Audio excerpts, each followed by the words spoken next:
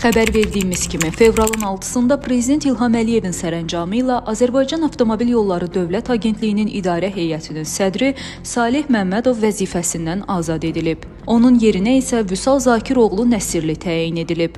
Bu təyinata kimi Vüsal Nəsirli Əmək və Əhalinin Sosial Müdafiəsi Nazirinin müşaviri vəzifəsində çalışıb. Vüsal Nəsirlinin polis generalı Zakir Nəsirovun oğlu olması haqqında mediada iddia yayılıb. Qlobal İnfaz bildirir ki, bu xəbər öz təsdiqini tapmır. Belə ki, ad soyadın üst-üstə düşməsi sırf təsadüfdür. Vüsal Nəsirli əslən İmişli rayonundandır. Atası Zakir Nəsirov uzun illər İmişlidə elektrik şəbəkəsində işləyib.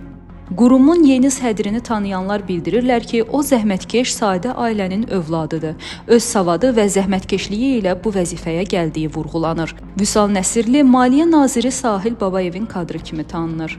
Xatırladaq ki, General Zakir Nəsirov Daxili İşlər Nazirliyində Baş Cinayət Axtarış İdarəsinin rəisi vəzifəsini tutub. 2005-ci ildə qara kəmər işi üzrə Milli Təhlükəsizlik Nazirliyinin xüsusi əməliyyatı zamanı saxlanılıb. Ondan Daxili İşlər Naziri Ramil Usubovun əleyhinə ifadə almağa cəhd göstərilsə də, ifadə verməkdən imtina edib. Məhkəmənin hökmü ilə ömürlük həbsə məhkum edilmişdi. O, 2017-ci ildə şərti azadlığa buraxılıb.